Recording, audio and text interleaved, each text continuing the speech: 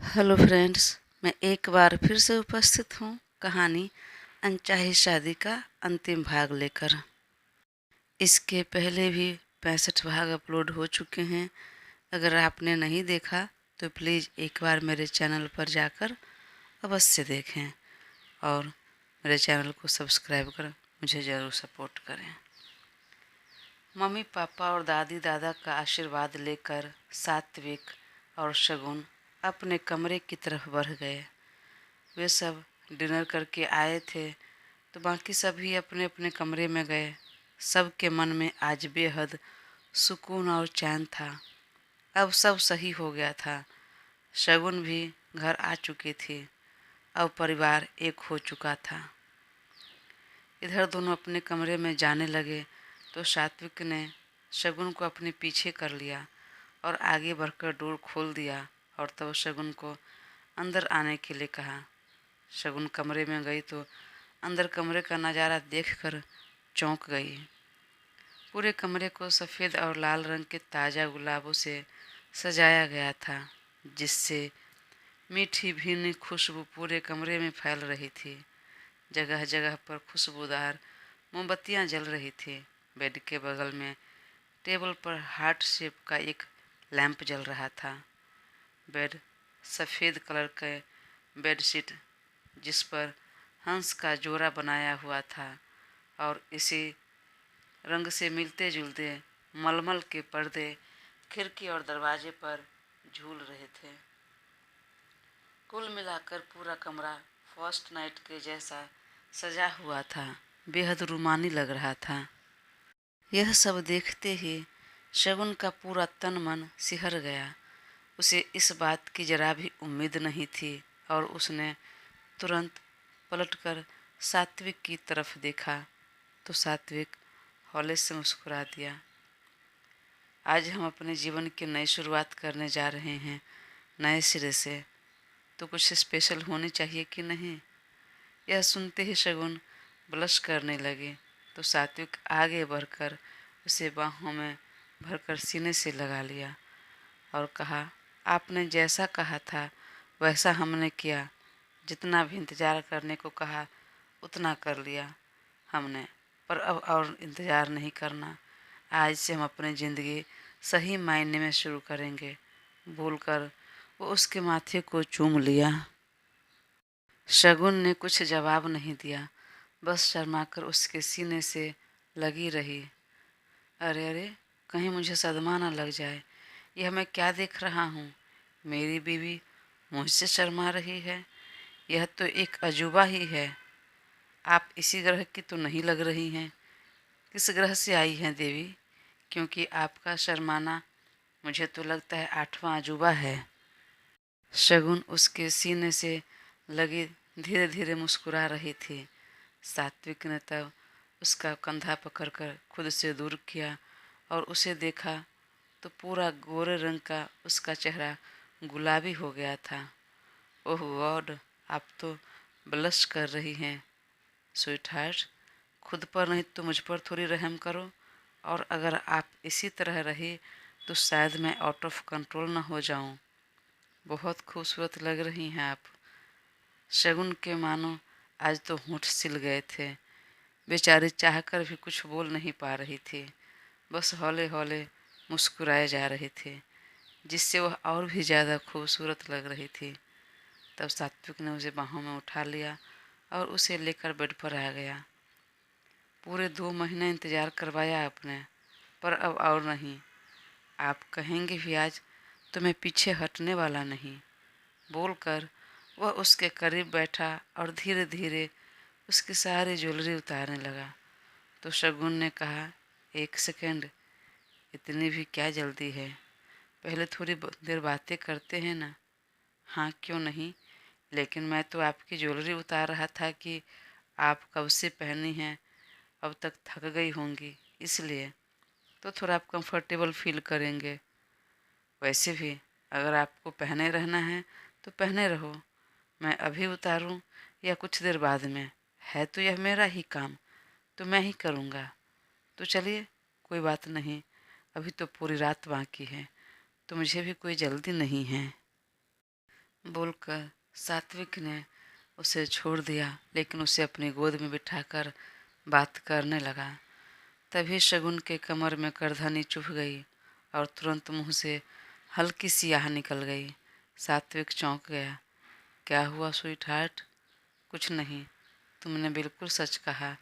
मैं यह ज्वेलरी निकाल देती हूँ। सच में कंफर्टेबल नहीं हो रहा है। बोलकर अपना नथ निकालने लगी तो सात्विक ने फिर कहा, तुम क्यों मेहनत कर रही हो? मैं हूँ ना, यह मेरा काम है। बोलकर वह मुस्कुराते हुए एक एक कर सारी ज्वेलरी उतार दिया। अब उसके लहंगे का पिन खोलकर दुपट्टा भी हटा दिया। शगुन को वाकई बहुत राहत मिली। वह उसके कंधे पर अपना सिर रख लिया तो सात्विक ने एक बाँह उसके पीठ पर रखा और दूसरे हाथ से पीछे कर उसके ब्लाउज का हुक खोलने लगा। शगुन धीरे से बोली, एक सेकंड, पहनने के लिए तो मैं अपना कपड़ा निकाल लूँ। एक नाइट सूट लेकर आ जाती हूँ। अरे मेरी जान, आज हमारी सुहागरात है तो इसमें कपड़ा पहना नहीं, उतारा जाता है। भला आज कपड़े की क्या ज़रूरत है आपको? शगुन ने सिर दाएं बाएं हिलाकर हंस दिया। चुप रहो, कितना बोलते हो तुम, और कैसी कैसी बातें। बहुत बेशर्म हो गए हो। Look who is talking. बोलकर सात्विक ने हंस दिया और अपनी सारी पुरानी बातें और यादें दोनों बैठकर ताज़ा करने लगे। वो पहली मुलाकात, वो लड़ाई और उसके बाद हुई दोनों में बेशुमार प्यार। तभी सात्विक ने पूछा, अच्छा बताना तुम बेबी, तुम जो ये वर्ल्ड टूर पर चली गई थी तो क्या वाकई तुम मूव ऑन करने चली गई थी? मूव ऑन करना चाह रही थी? मुझसे दूर रहने की सोच लिया था तुमने? नहीं, बिल्कुल नहीं। वह तो मैं तुम्हें थोड़ा सबक सिखाने के लिए और अपना गुस्सा फ्रस्ट्रेशन कम करने के लिए चली गई थी। और तुमसे दूर हुई तभी तो तुम्हारा प्यार का अंदाज़ा लग पाया कि कितना प्यार करते हो तुम मुझसे, और इसलिए तो मैं वापस आ गई। तो भी इतना परेशान किया, जल्दी मान नहीं रही थी। हाँ, थोड़ा परेशान करना तो बनता है मुझे। दोनों बात कर रहे थे और बीच बीच में सात्विक के होंठ और हाथों की उंगलियां भी चल रही थी। शगुन को भी उसका छुअन पसंद आ रहा था, अच्छा लग रहा था, वह कंफर्टेबल हो रही थी। फिर भी सात्विक ने पूछ लिया, कहीं आपको कोई घबराहट तो नहीं हो रही है ना? शगुन ने सात्विक की आंखों में देखते हुए ना में सिर हिला दिया। घबराहट क्यों होगी? हम हस्बैंड वाइफ है और हमारे बीच तो यह सब पहले भी हो चुका है। तो फिर सोच लो बेबी, एक बार मैं शुरू हो गया तो जल्दी रुकने वाला नहीं। मैं रेडी हूँ इस पल को जीने के लिए और आपको फील करने के लिए। मैं जानती हूँ आपने बहुत कंट्रोल किया, मेरी बातों का पूरा मान रखा, तब कोई रोक नहीं, कोई टोक नहीं। मैं पूरी तरह से आपके लिए समर्पित हूँ। शगुन के एक एक लफ्ज़ों से झलक रहे प्यार, रिस्पेक्ट, अपनापन देखकर सात्विक का दिल तो मानो बलियों उछलने लगा। वह उसे बाहों में कसकर भर लिया और कहा, आप कहकर बुलाने की ज़रूरत नहीं, तुम कहकर बुलाती हो उसी में बहुत सारा प्यार है, बहुत प्यार झलकता है। बोलकर उसे अपने सीने से लगाए हुए ब्लाउज का हुक खोल दिया और कसकर अपने सीने में से लगा लिया। शगुन ने धीरे से नज़र उठाकर सात्विक की तरफ देखा तो अगले ही पल सात्विक ने बेहद कोमलता से उसके होंठ को अपने होंठ में दबा लिया। कमरे की सारी लाइट्स ऑफ थी, बस बगल में रखा हार्ट शेप का टेबल लैंप जल रहा था। इसमें दोनों बेहद खूबसूरत लग रहे थे। सात्विक ने अपना टी शर्ट रिमूव किया और धीरे धीरे शगुन के भी कपड़े रिमूव कर दिए। उसे बाहों में भरकर बेड पर लेट गया और लाइट भी ऑफ कर दी। कुछ देर में बचे खुचे कपड़े भी दोनों के बदन से अलग होकर नीचे ज़मीन पर गिरे हुए थे और दोनों एक दूसरे की बाहों में खोए हुए थे। नवंबर महीने की यह मामूली सी ठंड वाली रात में जहाँ सारी दुनिया सो रही थी, वही यह जोड़ा एक दूसरे की बाहों में सुकून से खोए थे। इधर दिन भर शादी ब्याह और रस्मों से थकी हारी तृप्ति रात में जल्दी ही सो गई। उसे बेड पर सोता देख अभिषेक ने अपना ब्लैंकेट और तकिया लिया और कमरे से बाहर हॉल में काउच पर आकर लेट गया। बहन ने भाई को इस तरह सोते देखा तो एक बार फिर समझाया, भाई तुम यहाँ क्या कर रहे हो? हॉल में क्यों सो रहे हो? जाओ अपने कमरे में जाओ। नहीं दीदी, मैं यहीं ठीक हूँ, यहीं सोने दीजिए मुझे। तुम यही ठीक हो, लेकिन यह तरीका ठीक नहीं है और यहाँ पर हरगिज नहीं सोने दूंगी। जाओ अपने कमरे में जाओ। अभिषेक उठकर बैठ गया। दीदी, क्या आप हर समय जिद करती रहती हो? कुछ गलत नहीं कह रही हूँ मैं। अगर जिम्मेदारी ली है तो संभालना भी सीखो। अगर रात में उसे कुछ हुआ या उसे किसी चीज़ की ज़रूरत होगी तो वह किससे कहेगी? अनजान घर है, अभी उसे कुछ मालूम नहीं है, तो तुम्हारा उसका साथ रहना, उसका ध्यान रखना बहुत ज़रूरी है। अब अभिषेक को समझ आया और वह अपना ब्लैंकेट और तकिया लेकर अपने कमरे में आ गया और एक पल तृप्ति को देखा जो बेड पर एक साइड में करवट होकर गहरी नींद में सो रही थी। अभिषेक ने वहीं खड़े होकर कुछ पल तक उसे देखा, फिर काउच पर आकर वह भी सो गया। देर रात तृप्ति की आंख खुली और उठकर बैठी तो देखा बेड पर वह अकेले सो रही थी। ये किधर गया? मन में बोलकर उसने नजरें दौड़ाई तो सामने काउच पर अभिषेक सो रहा था। वह कुछ पल तक उसे देखती रही, फिर धीरे से बेड से उतर गई। तभी उसकी पायल की आवाज़ से अभिषेक की भी आंख खुल गई। वह झट से उठकर खड़ा हो गया। क्या हो गया? कुछ चाहिए तुम्हें? पानी चाहिए? भूख लगी है? कुछ खाना है? मूड स्विंग हो रहा है? अरे नहीं, कुछ नहीं हुआ। एक साथ में कितना सवाल पूछ रहे हो? मुझे वॉशरूम जाना है। ठीक है चलो, मैं भी चलता हूँ। तुम कहाँ? वॉशरूम में आओगे मेरे साथ? अरे नहीं, मेरा मतलब है मैं बाहर खड़ा रहूँगा। नहीं, इसकी ज़रूरत नहीं, मैं चली जाऊँगी। और वह आगे बढ़ गई। उसके बावजूद वह उसके पीछे चला गया। अगली सुबह शगुन और सात्विक दिन दुनिया से बेखबर एक दूसरे की बाहों में सो रहे थे। करीब 8 बज गए थे और जब दोनों में से कोई बाहर नहीं निकले तब माँ ने फ़ोन किया शगुन को। फ़ोन की आवाज़ सुनकर शगुन की आंख खुली और फ़ोन रिसीव किया। हाँ मम्मा। अरे बेटा उठ जाओ, 8 बज गए। कॉलेज नहीं जाना? अगर नहीं जाना है तो कम से कम चाय नाश्ता तो कर लो, टाइम हो गया है। उसने आंख मलते हुए घड़ी देखी तो सुबह के 8 बज रहे थे। हाँ मम्मा, अभी आ रही हूँ, बोलकर फ़ोन रख दिया और तुरंत सात्विक को जगाने लगे। अरे उठो, ऑफिस नहीं जाना क्या? 8 बज गए।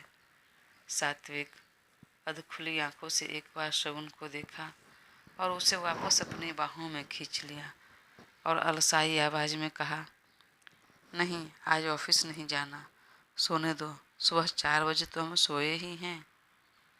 ठीक है, तुम सोते रहो, मैं जा रही हूँ, मुझे कॉलेज जाना है अब और कॉलेज ज़्यादा बंद नहीं करना मुझे। और उठो, मुझे कॉलेज ड्रॉप कर दो तुम। लेकिन सात्विक नहीं उठा। तब वह उसे यूं ही छोड़कर बेड से उतर गई। वह सात्विक का टी शर्ट पहनी हुई थी, उसे थोड़ा लूज हो रहा था तो वह खुद को एक पल के लिए आईने में देखा और रात वाली बात याद कर चेहरे पर मुस्कान आ गई और मुस्कुराते हुए ही वह बाथरूम में फ्रेश होने चली गई। कुछ देर में वह फ्रेश होकर बाथरूम पहने बाथरूम से बाहर निकली तो वह अभी भी सो रहा था। शगुन को एक शरारत सूझी। वह झुकी और उसके नाक को अपने नाक से टच करने लगी। तभी उसके गीले बालों से पानी की कुछ बूंदें सात्विक के चेहरे पर गिर गया, जिससे उसकी आंख खुल गई और सीधे नज़र शगुन पर गई। पिंक कलर के बाथरोब पहने वह बहुत क्यूट दिख रही थी, प्यारी सी। बिना मेकअप के तो और ही ज़्यादा सुंदर लग रही थी। सात्विक ने कुछ सेकंड तक उसे देखा और अगले पल झटके में उसे बेड पर खींच लिया और तुरंत उसे अपने नीचे दबा लिया। तो शगुन बोले, छोड़ो अभी, रात भर परेशान किए हो, बहुत थक गई हूँ मैं। अभी गर्म पानी का शावर लेके आई हूँ तो फ्रेश फील हो रहा है। आप परेशान मत करो, चलो हटो, जाकर तुम भी फ्रेश हो जाओ और तब तक मैं रेडी हो जाती हूँ कॉलेज के लिए। शगुन के होंठ पर हौले से चूमते हुए सात्विक ने कहा, कॉलेज जाना ज़रूरी है क्या? हाँ, बहुत ज़रूरी है, और अब मैं कॉलेज मिस नहीं करना चाहती। चलो उठो, मुझे कॉलेज ड्रॉप कर दो, फिर आकर तुम सो जाना। अगर जब उठना ही है, तुम्हें कॉलेज छोड़ने जाना है, तो मैं भी ऑफिस चला जाता हूँ। अभिषेक भी छुट्टी पर है, काम तो रहेगा ही, बोलकर वह भी उठा और टॉवेल लेकर बाथरूम में चला गया फ्रेश होने के लिए। इधर अभिषेक की छुट्टी थी तो वह भी घर पर ही था, तो वह तृप्ति से बात करने की कोशिश की, लेकिन तृप्ति बस ज़रूरत भर की बातें की, उससे ज़्यादा कुछ नहीं, तो वो भी फिलहाल छोड़ दिया। उसी दिन उसके मम्मी पापा आए तृप्ति के पग फेरे की रस्म के लिए। अभिषेक से कहा, बेटा हम थोड़ा जल्दी आ गए पग फेरे की रस्म के लिए, क्योंकि हमारे पास भी समय नहीं है, हमें कल ही लंदन के लिए निकलना है, और जब सारी रस्में हो गई तो यही क्यों बाकी रहे, ये भी कर लेते हैं। जी ओके, कोई प्रॉब्लम नहीं है। सौरभ जी के मना करने के बावजूद भी अभिषेक की बहन ने सबके लिए लंच बनाया और सब साथ में खाना खाकर दोपहर बाद तृप्ति को लेकर अपने घर को विदा हुए। तभी तृप्ति की माँ ने कहा, जमाई बाबू आप भी चलिए साथ में। उसका मन तो नहीं था, तो उसने बहाना बना दिया कि मुझे थोड़ा काम है। अरे काम तो होता रहेगा, पर इसमें बेटी जमाई साथ में चलते हैं, तो चलिए आप भी। अभिषेक बिल्कुल सही कह रही है आंटी, तुम भी चले जाओ। तब तक उसकी बहन ने भी कहा, तो अभिषेक चुपचाप सबके साथ चला गया। इधर कॉलेज से छूटने के बाद शगुन सात्विक के ऑफिस में ही आ गई और शाम को सात्विक उसे लेकर अपने फ्लैट पर चला गया, और कार से उतरने के बाद जब वह बिल्डिंग के अपनी फ्लोर पर गया तो उसकी आंखों पर एक पट्टी बांध दी। शगुन चौंक गई, तुमने पट्टी क्यों बांध दी? तो सात्विक ने कहा, एक सरप्राइज है आपके लिए, बोलकर डोर खोल दिया और उसे ले जाकर आंखों से पट्टी भी हटा दिया। अब अपनी आंखें खोलकर देखो।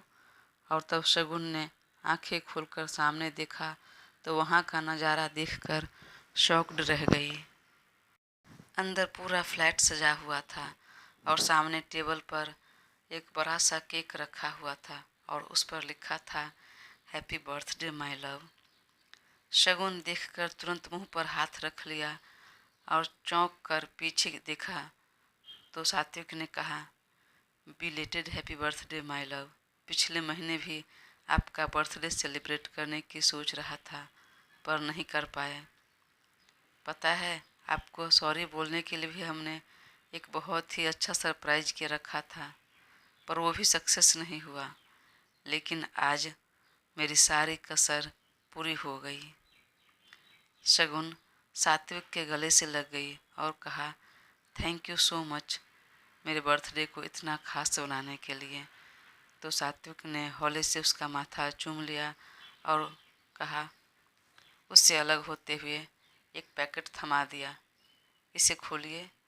शगुन तुरंत उस पैकेट को खोला तो उसमें लैवेंडर कलर का एक बहुत ही खूबसूरत सा ड्रेस था, जिसकी लंबाई घुटने के ऊपर तक ही था। शगुन ने देखा तो कहा, वाह, ड्रेस तो बहुत प्यारा है। ओके, तो फटाफट चेंज करके आ जाओ, फिर साथ में केक कट करते हैं। तब वह ड्रेस लेकर अंदर जाने लगी तो सात्विक ने बोला, अरे अब ड्रेस लेकर कहाँ चली?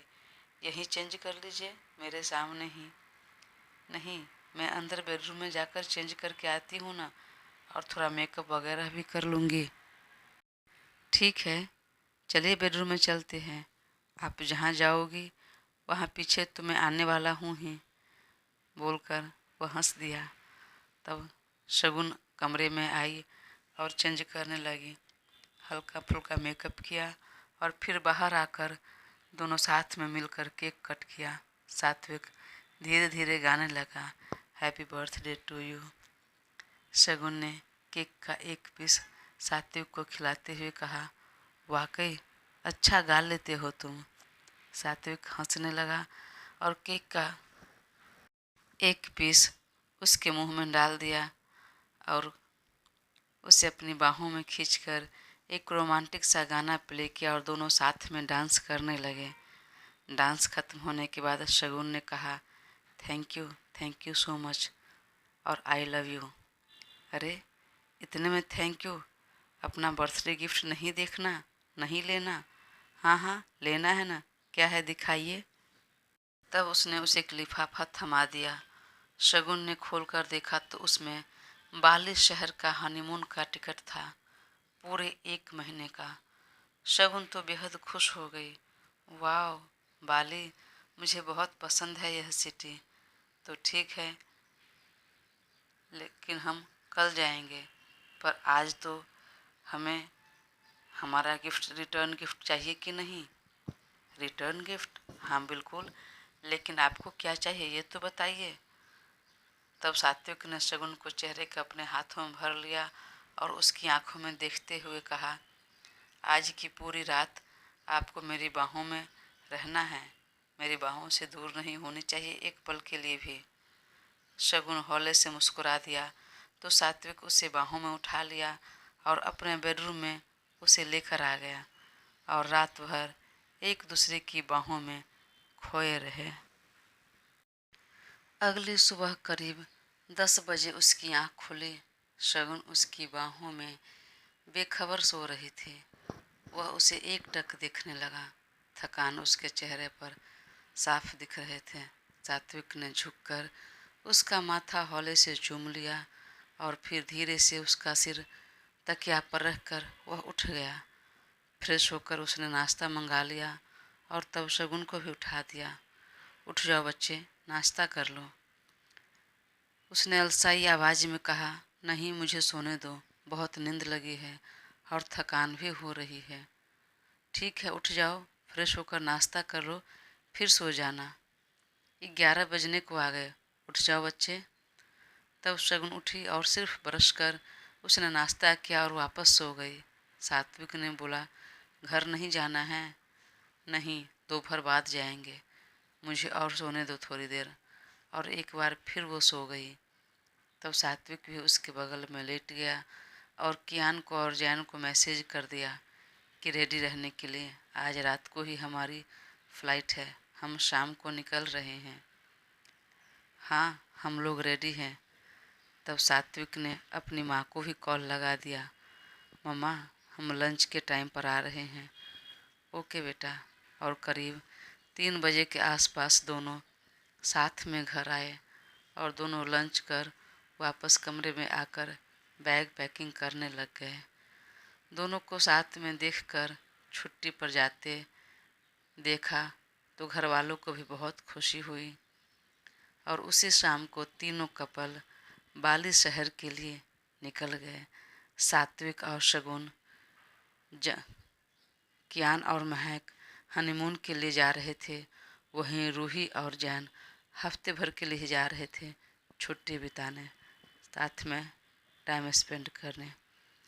इधर अभिषेक तृप्ति के साथ अपने घर लौट गया।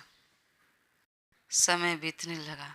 6 महीने बाद सात्विक अपने काम पर ध्यान दे रहा था। उसका नाम इंटरनेशनल लेवल पर भी बहुत फेमस हो चुका था। शगुन भी काफ़ी मैच्योर हो गई थी और अब अच्छे से पढ़ाई पर ध्यान दे रही थी और साथ में ही परिवार भी अच्छे से देख रही थी। कियान और महक अपनी शादीशुदा लाइफ अच्छे से एंजॉय कर रहे थे। वहीं जैन और रूही भी अपने काम और पढ़ाई के साथ अपनी शादी का इंतज़ार कर रहे थे। अभिषेक भी काम कर रहा था। उसकी बढ़ती फैमिली को देखकर सात्विक ने अभिषेक को छुट्टी लेने के लिए कहा, पर वह रेडी नहीं हुआ। वह ऑफिस के साथ तृप्ति का भी एक एक पल का ख्याल रखता था। आज भी वह रेडी होकर ऑफिस के लिए कमरे से निकलने लगा, तभी पीछे से तृप्ति उसके लिए लंच बॉक्स लेकर आ गई। लंच लेकर जाइए, खा लीजिएगा। अभिषेक ने तुरंत मुड़कर देखा और कहा, कितनी बार मना किया हूँ कि इसकी कोई ज़रूरत नहीं। तो इतना परेशान मत हो, तो फिर क्यों बना रही हो? तुम अपना ख्याल रखो, मैं वहाँ कैफेटेरिया में खा लूँगा। तुम आराम करो, अपना ध्यान रखो। हम अपना ध्यान रखेंगे, लेकिन आपको भी अपना ध्यान रखना होगा, वरना हमारा ध्यान कौन रखेगा? और इसके लिए हेल्दी खाना बहुत ज़रूरी है। तो रोज़ रोज़ कैफेटेरिया का खाना खाने की ज़रूरत नहीं। अगर आप हेल्दी रहेंगे, फिट रहेंगे, तब तो हमारा ध्यान रख पाएंगे ना। उसने अपने पेट पर हाथ रखते हुए कहा। 7वां महीना था तो पेट भी आगे निकल चुका था। इसकी इतनी प्यारी बातें सुनकर अभिषेक मुस्कुराने लगा और वापस आकर लंच बॉक्स लिया और उसका माथा चूम लिया और कहा, ठीक है, जब घर का ही खाना खाना है तो मैं एक कुक लगा देता हूँ, वो खाना बना लेगा। नहीं, उसकी कोई ज़रूरत नहीं है, मैं खुद खाना बना लूँगी। अभी मैं इतना काम कर सकती हूँ। और आपको भी मेरे हाथों बने खाना खाना है, पसंद आए तो भी, नहीं आए तो भी। तृप्ति की बातों में प्यार भरा गुस्सा था। सुनकर सात्विक हंसने लगा और झुककर एक बार फिर उसके माथा, दोनों गाल और होठों को चूम लिया। अब उन दोनों के बीच में सब ठीक हो गया था। अभिषेक के प्यार, उसके देखभाल, केयर के आगे तृप्ति झुक गई। वह कई बार बात करने की, अपने किए की माफ़ी मांगने की कोशिश करती, लेकिन अभिषेक ज़्यादा उससे बात नहीं करता। एक दिन वह ऑफिस से आया तो बहुत बुखार था उसे। वह जाकर चुपचाप काउच पर लेट गया। उसे बहुत ठंड लग रही थी। तृप्ति ने देखा तो बहुत घबरा गई। उसने तुरंत डॉक्टर को बुला लिया। डॉक्टर ने दवाई दी और कहा, थोड़ा इनका ध्यान रखिए, यह बहुत जल्द ठीक हो जाएंगे। जी डॉक्टर। और डॉक्टर के जाने के बाद जब वह उसके लिए खाना लेकर आई तो अभिषेक ने कहा, तुम रख दो और जाओ आराम करो, मेरी चिंता मत करो, मैं अपना ध्यान रख लूँगा। तृप्ति ने कई बार कहा, लेकिन अभिषेक नहीं उठा। तब वह उसके पैर के पास बैठ गई और फूट फूट कर रोने लगी। अभिषेक के पैर पकड़कर माफ़ी मांग ली और कहा, प्लीज़ मुझे माफ़ कर दीजिए, और मैं भी आपसे बहुत प्यार करती हूँ। तो जो भी मुझसे भूल हुआ उसे माफ़ कर मुझे दिल से अपना लीजिए। मुझे आपको और इस घर को छोड़कर कहीं नहीं जाना। तो प्लीज़ आप इस तरह मुझे इग्नोर मत कीजिए, मुझसे बर्दाश्त नहीं होता। अभिषेक एक पल के लिए उसकी कही बातों को पर यकीन नहीं हो रहा था। बेचारा वो भी प्यार तो कर ही रहा था, लेकिन तृप्ति की हरकतें देखकर वह अपने प्यार को दिल में ही दबाए बैठा था। लेकिन जब आज उसने कहा तो वह एकटक देखने लगा। तृप्ति ने हाँ में सिर हिलाया। सच में बहुत प्यार करती हूँ आपसे। अभिषेक को और क्या चाहिए। वह सब कुछ भूलकर उसे कसकर बाहों में भर लिया और उसके होठों को कसकर चूम लिया और दोनों एक साथ खुशी खुशी जीवन बिताने लगे, एक दूसरे का ध्यान रखने लगे। समय बीता। 2 महीने बाद आज अभिषेक के घर बड़ी पार्टी थी और यह पार्टी थी, अभिषेक और तृप्ति पेरेंट्स बन गए थे। तृप्ति ने एक प्यारे से बेटे को जन्म दिया था। इसी उपलक्ष्य में पार्टी थी जिसमें सबको निमंत्रित किया गया था, शगुन और सात्विक को भी। तृप्ति ने शगुन और सात्विक से भी माफ़ी मांग ली, अपनी गलती स्वीकार कर ली। तो यह देखकर वे सभी भी उसे उसकी भूल समझकर माफ़ कर दिए थे। तय समय पर सभी आ गए। सब बेहद खुश थे। शगुन की फैमिली वाले के साथ तृप्ति के पेरेंट्स भी थे। सब बच्चों को बारी बारी गोद में ले रहे थे और आशीर्वाद दे रहे थे। सब मिलकर बच्चों को तरह तरह के उपहार दे रहे थे। उसके बाद सब ने खूब पार्टी एंजॉय किया। तभी सोनी जी ने कहा, अभिषेक, तुमने तो बाजी मार ली। अब शगुन और सात्विक, तुम दोनों का नंबर है। मुझे भी दादी बनना है और जितनी जल्दी हो सके इतनी जल्दी गुड न्यूज़ सुनाओ।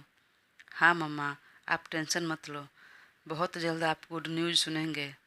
सुनकर शगुन ने आंखें फाड़ कर सात्विक की तरफ देखा तो उसने धीरे से कहा, बेबी रेडी हो जाओ, आज से हम दोनों भी एक छोटा बेबी लाने की प्लानिंग करते हैं। नहीं, अभी मेरी पढ़ाई पूरी नहीं हुई है, अभी कम से कम 2 साल तो बिल्कुल नहीं। लेकिन सात्विक मुंह बनाकर बच्चों से जिद करने लगा, नहीं, मुझे पापा बनना है। तभी सोनी जी बोली, अरे रुको रुको, मैं मजाक कर रही हूँ, बहू सही कह रही है, उसकी पढ़ाई पूरी करने दो, फिर मैं दादी बनूंगी। इतना सीरियसली मत लो, मैं सच में मजाक कर रही थी और मुझे कोई जल्दी नहीं है दादी बनने की। बोलकर वे जोर से ठहाके लगाकर हंस दी तो बाकी सभी हंसने लगे। वही सास की इतनी प्यारी और समझदारी भरी बातें सुनकर शगुन मुस्कुराते हुए सात्विक की तरफ देखा और तभी सात्विक ने भी उसे देखा और दोनों एक दूसरे की आंखों में देखकर मुस्कुरा उठे। दोस्तों, ये कहानी यहीं समाप्त होती है। उम्मीद करती हूँ आप सबको पसंद आई होगी। मैं बहुत जल्द एक नई कहानी लेकर आऊँगी। तब तक अपना साथ बनाए रखें। धन्यवाद।